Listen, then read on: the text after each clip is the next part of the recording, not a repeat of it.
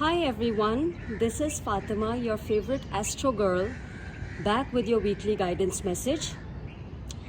This time it will be a pick a card reading. While I make a few important announcements, you can look at the cards. There are four decks here. Crazy Sexy Love Notes is the first one. Moonology by Yasmin, Boland is the second one. Wisdom of the Oracle is my new Oracle deck by Colette, Baron-Reid, one of my favorite Oracle and Tarot card readers. And then Sacred Traveler by Denise, Linn is the fourth deck that you can pick and choose from. The most important announcement that I have to make this week is that this weekly guidance message comes right before the new moon in Aries, which would be happening around April 1st.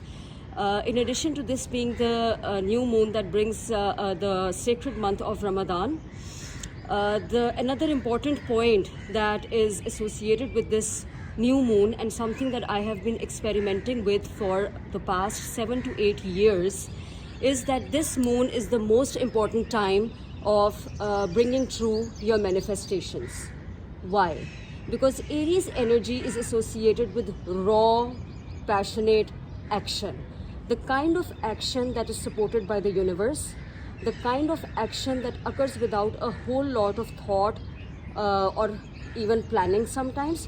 It is very spontaneous, it is very bold, and it is very assertive and aggressive. And sometimes that's exactly the kind of action that the universe rewards, okay?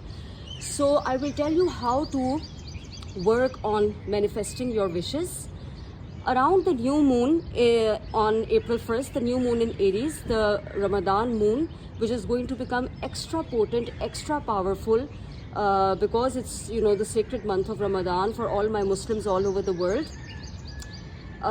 You should be writing down your wishes, let's say 5 to 7 to 10 wishes even, okay? It comes down to how much you've been waiting for certain things to manifest and what things are really important to you. These could be wishes that you want to see manifesting over the year or over the next few weeks or even months, okay? Write that down on a piece of paper and put that paper in a drawer, in a cupboard, or maybe even use it as a bookmark in one of your books, but just forget about that piece of paper. Just put it somewhere. You do not have to keep looking at it once those wishes have been written, okay? So about 3 to 4 months later, around the corresponding new moon in Cancer on July 1st, you will see that you have made major headway on those wishes, okay? So make sure that you involve the color yellow, which is associated with this particular new moon in Aries. Make sure that you involve yellow, like maybe writing on a yellow piece of paper, using a yellow pen, or maybe burning a yellow candle, wearing yellow clothes, or even using the stone yellow agate, which is also called Zard Akik in Urdu. You can use this stone because this new moon is very closely associated with the solar plexus chakra, which is the power center inside our bodies. This power center spurs our divine masculine energies, which is present in each and every one of us, regardless of our gender. We both have masculine and feminine energies. So this particular new moon is going to spur your divine masculine solar plexus chakra, which is the power center, by writing down your wishes, using the color yellow, believing in those wishes, and knowing that you have the power to be wherever you want to be in your life. Okay, so over the course of the 3 months, you're going to notice that you're either making headway on those wishes, or if they're totally up to the divine, then those wishes are going to start manifesting. However, since the new moon is conjunct Chiron and Mercury, so mercurial part you are already taking care of by writing those wishes, but the Chiron part is making sure that when you write those wishes, you definitely check with your feelings. If any of those wishes spurs an inner wound, make sure that over the 3 months you try to heal that wound. You try to feel that wound and you try to understand where it's coming from and allow your body, allow yourself to feel that wound, okay? As I've already covered in one of my previous videos, that unless you allow that feeling to be present in your body, unless you have the courage to face those feelings, it is very difficult to be on a healing journey. Okay, so this is your manifestation tip. Please make sure that you have your yellow things ready on this new moon, and you make sure that you write your wishes down using the power of the color yellow and using the power of your beliefs, and also praying to the divine to make sure that you're healed as you're working on manifesting your wishes. Also try to have the faith that they will bear fruit, and work on your belief system as well. I can give you an example. Let's say you really want to manifest a large amount of money, but in the subconscious you have a poverty consciousness, or you do not have an abundant consciousness, or you feel like, oh, how can I make this amount of money, or what have I done to make this amount of money? Please also work on your belief system, because the universe is abundant.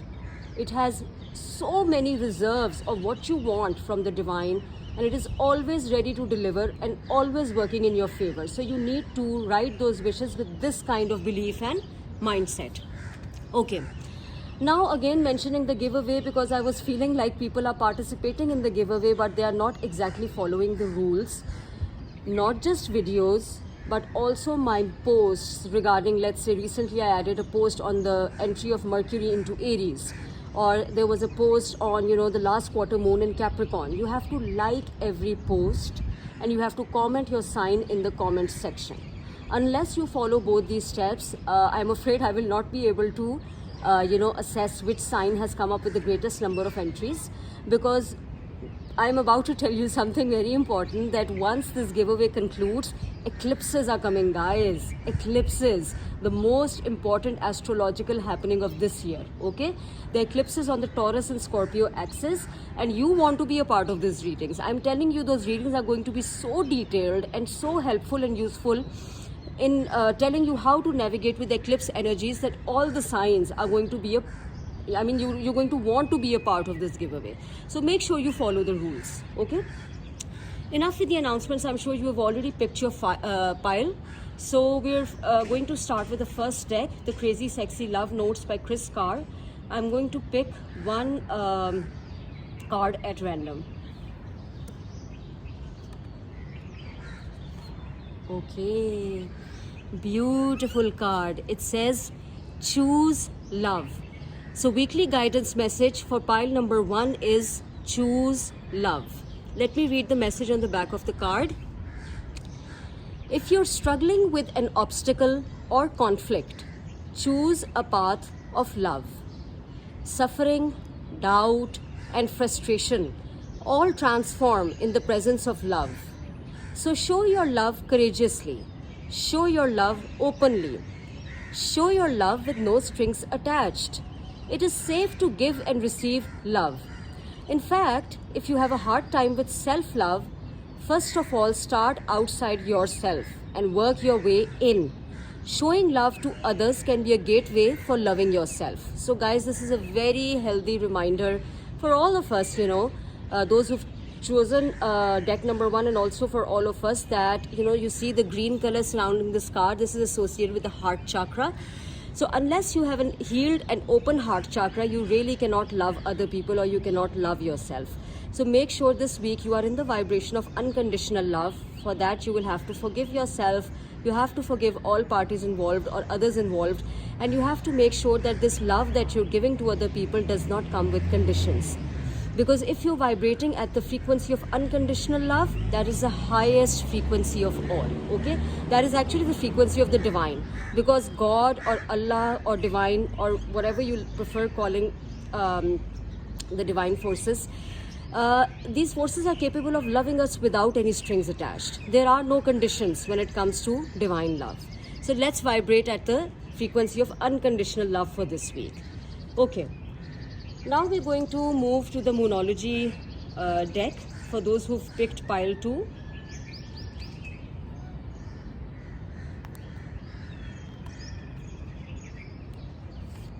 Okay, wow.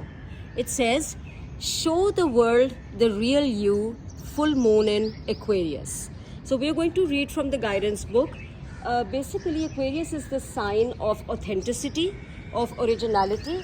So let's see what the guidance book has to say about this full moon. full moon in Aquarius card.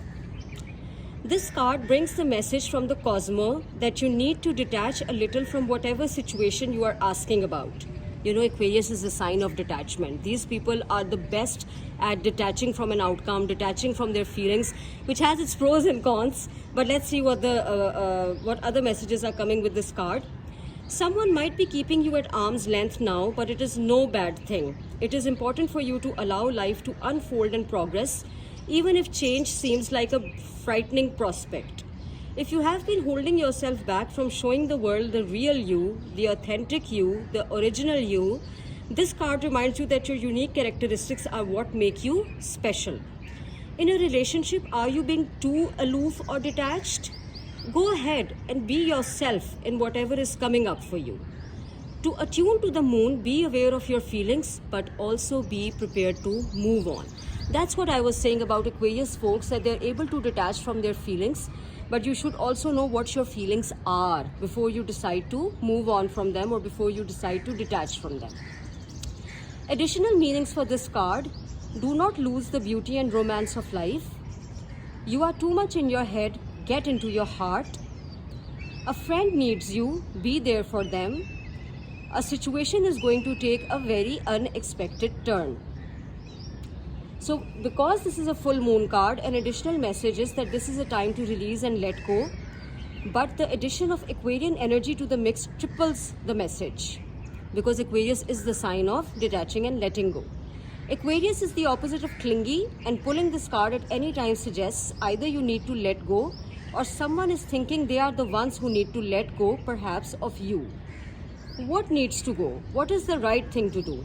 Whatever happens next could be highly unconventional or unexpected. Okay, so I wish you peace, and I wish you an easy letting go, because sometimes some relationships, some dynamics, some belief systems or some patterns are made to be let go of. They are not they are not there to be a part of your life in the long haul. Okay, so let me now move to the third deck, which is the Wisdom of the Oracle by Colette Baron-Reid. Weekly guidance message for pile number 3. Okay, beautiful. Card number 15. It says message in a bottle. I'm going to read the guidance book for what this card has to say for those who picked deck number 3. The essential meaning of this card is communication, a sign pointing the way to your highest good. The oracle's message is that Spirit sends you signs when you ask for them. When you believe, you will receive them. And when you allow yourself to become fluent in the language of symbols, oracles, and omens. They may come to you as a bird flying by, a logo on a truck, or a song on the radio, or any other way that you're willing to pay attention to the universe. Expect confirmation that you are pointed in the right direction. Keep your ears open, for someone might say just the right thing that will give you the answer to your query. Today your message is this: Spirit hears you, and the reply is favorable. If you are involved in a relationship, you can expect someone to favor you with positive news. This could be in the form of a letter, a phone call, or an email. You are the intended receiver of this message. So stay open to what you learn. Only good will come of it in the end. The signs are all there. If you're trying to manifest a money, a job, or a career related wish, then this card's message is that you are on target with your purpose and your passion. You are coming into alignment with your destiny, and the universe wants you to know that you are on the right track. Expect a call, a new opportunity, or a message from an old friend or business contact that will lead you closer to your dreams and greatest desires. Spirit has been listening to you. So for those of you who have been praying for a new job, career opportunity, or any other way of making more money or increasing your financial reserves, your prayers are being answered this week. Okay? Now, for pile number 4, the final pile that has chosen the Sacred Traveler, I will choose the weekly guidance message.